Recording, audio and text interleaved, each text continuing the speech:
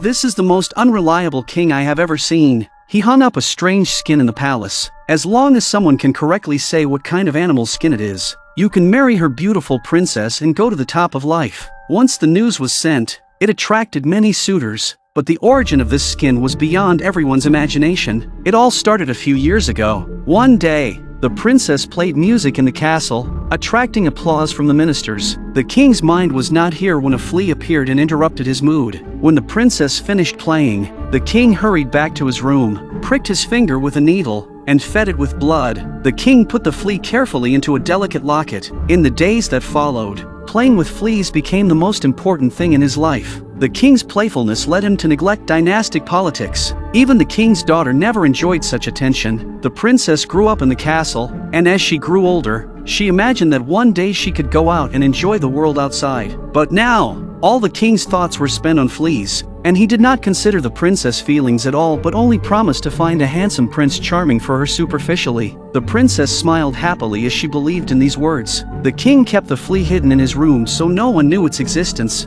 With his careful feeding, the flea had now grown to the size of a dog. Late one night, the imperial doctor was summoned urgently. When he saw the flea, which looked like a baby elephant, he was stunned and rushed to examine it. Unfortunately, the flea still died. On the other side, the princess asked the king daily to find a Prince Charming for her as soon as possible. The king, who had already lost his pet, did not want to let his daughter go, so the king devised a method. He believed no one had ever seen such a huge flea. Therefore, no one could recognize the flea's skin, so the king ordered the world to announce that whoever could correctly say what kind of skin it was would be able to marry the princess. As soon as the message was sent, a group of men gathered in the castle. The first man came up and touched it and claimed it was a sow's skin. The second man came up to look closer with a magnifying glass and then answered, "This is a giant sea cowhide." But these are not the right answers. Such an outcome is exactly what he wants to see. The king laughed in triumph, but at this time, a tall and ugly-looking wild man came up.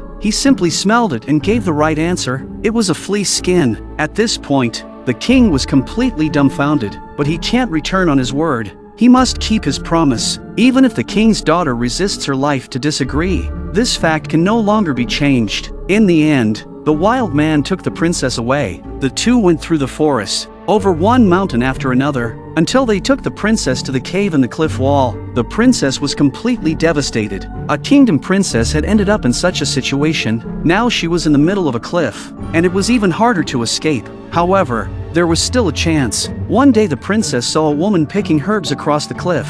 Saying she was being held there by wildlings, she pleaded with her to save her from this place. The next day a handsome little brother quietly appeared at the edge of the cave. He is the woman's son, and as an acrobat, it was easy for him to walk the ropes. Just as he was about to reach the other side with the princess, the wild man suddenly rushed out. Grabbing the rope, he rushed towards them and cut it just in time when the princess to arrive. And the wild man fell off the cliff with him. The princess was finally saved, and when everyone cheered for it, the wild man who fell into the abyss not only did not die but also caught up with them. Faced with the rage of the wild man, the circus family is naturally not an opponent, even if the youngest son with fire-breathing skills is not spared. One after another tragic death in the wild man's hands. At this point, the princess pretends to give up resistance, showing the soft side of women. When the wild man let down his guard, the princess quietly took out the hidden dagger and killed him, ending his miserable life. Back at the castle, the king saw the princess covered in blood.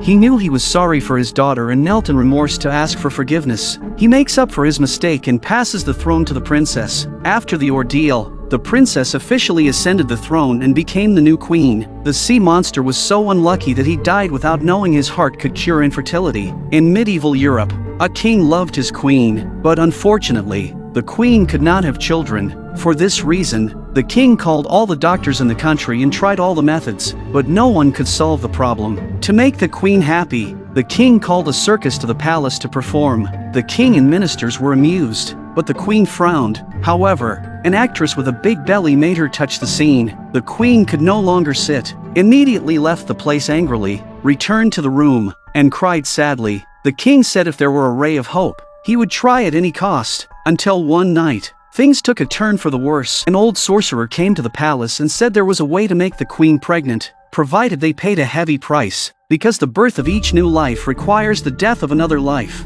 which is the law of balance in nature for ages. Seeing the queen's determination, the old sorcerer told them the way. Let the king catch a sea monster with his own hands, dig out its heart, and let a virgin cook it alone so the queen can get pregnant immediately after eating it. The next day the king, lance in hand, puts on a heavy diving suit and dives alone to the bottom of the sea. He found the sea monster in the location designated by the old wizard. While it was sleeping, the king stabbed it so hard that the sea monster's blood gushed instantly, and the sea water was dyed red. Unfortunately, the sea monster struck the king with its tail. The soldiers fished the sea monster ashore and dug out the huge heart, but the poor king's eyes were closed forever. The queen arrived at the news and looked at the fallen king without expression, without a trace of sadness in her heart, but more of joy. She picked up the heart and left without looking back. After returning to the palace, the queen found a virgin maid and ordered her to cook the huge heart alone, as the old sorcerer said. She immediately became pregnant when the queen ate the cooked heart. A baby boy was born that night,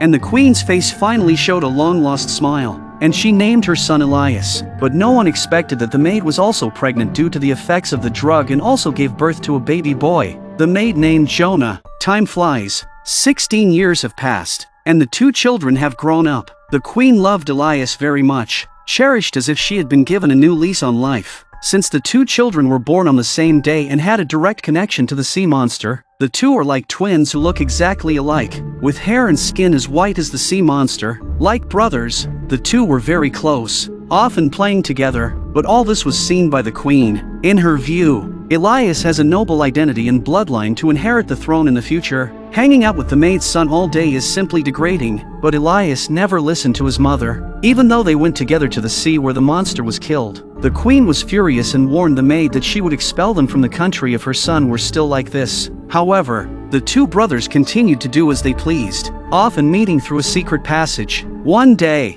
Jonah came to the queen in Elias' clothes without being noticed, and Elias was surprised. At 18, he was about to inherit the throne, which meant that the two could take turns being king, and no one could restrain them anymore. But the queen overheard their conversation and would not allow this to happen. The queen grabbed a weapon and hid it in a secret passage to kill Jonah, but he was only slightly wounded. Jonah realized that there was no place for him here anymore, and if he didn't leave, only death awaited him. Before the trip, Jonah pierced the roots with a knife and told Elias that as long as the spring was clear, it was proof that he was alive and well. If the water is cloudy, it means his life is in danger. After Jonah left, Elias came to guard the spring every day. Suddenly one day, blood-red water came out of the tree's roots. Elias realized that Jonah's life was in danger. Without telling the queen, he quietly escaped from the castle. The queen found that her beloved son was missing and searched everywhere around the castle. Anxious, the queen again summoned the old wizard for help,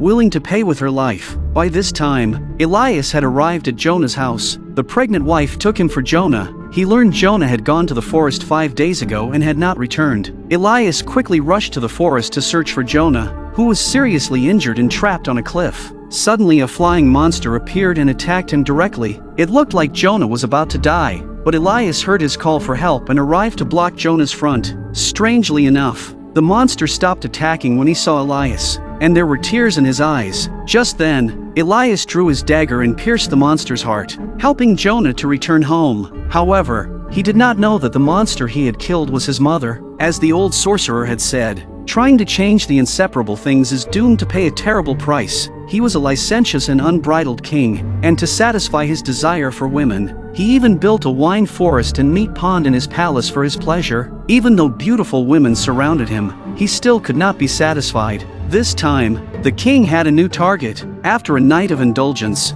he heard a woman's beautiful song in his half-asleep state. The king thought she must be a beautiful woman with such a beautiful voice. He returned to the castle, carefully selected the jewelry, and had his men send it to the woman's home. But the truth was not as the king thought. She was just an older woman who was old and faded. Her name was Dora, and she lived in the cottage with her sister Ima. The two sisters had never seen such a precious necklace, and the king's frantic courtship overwhelmed Dora's mind. She knew that deceiving the king was a crime that would cost her head. The king's surprise visit in the middle of the night makes the sisters awkward. Dora is unwilling to give up this opportunity. Pretending to be shy and reserved as a girl, she promised to show the king a finger a week later. This act whetted the king's appetite. During the week, Dora tried everything to make her index finger pink, but the result was a big disappointment. Unexpectedly, Emma's finger became smooth and tender as she kept sucking on it. When the week was up, the king arrived as promised, and the sister forced her sister to stick her finger out the door. The greedy king kept kissing the pink finger like a work of art and proposed a deeper level of communication. Dora could not resist the temptation and said spending the night with the king was her honor, but only if all the candles are extinguished. Dora uses glue to stick her loose skin to make her skin firmer. Dora arrives at the king's chambers wrapped in a blanket as night falls. After the passion, the king couldn't resist seeing the face of the beautiful woman, but he was scared half to death. The king could never have imagined that the woman he slept with last night was an ugly older woman. The shocked king called his guards and threw her out of the castle window. Dora was lucky enough to hang from a tree. A witch happened to pass by and save her.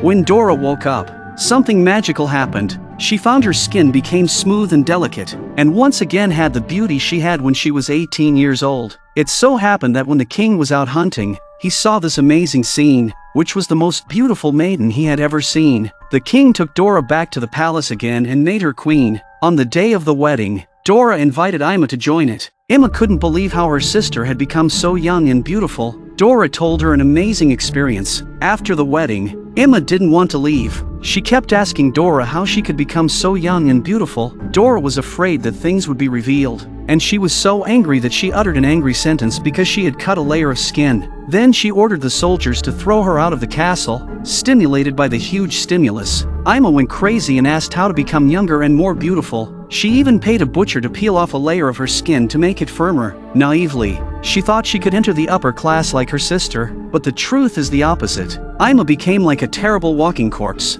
covered in blood, slowly towards the castle. However, at this time in the castle, Dora, due to the failure of magic, skin began to age rapidly, and she had to leave the palace in a hurry. In the movie's last scene, the acrobats walking on the hollow castle stop in the middle of the wire. The symmetrical picture means that everything in the world is in balance. Gain or loss has long been predetermined. Even if you think too deeply, doing too much to force will disappear like a passing cloud.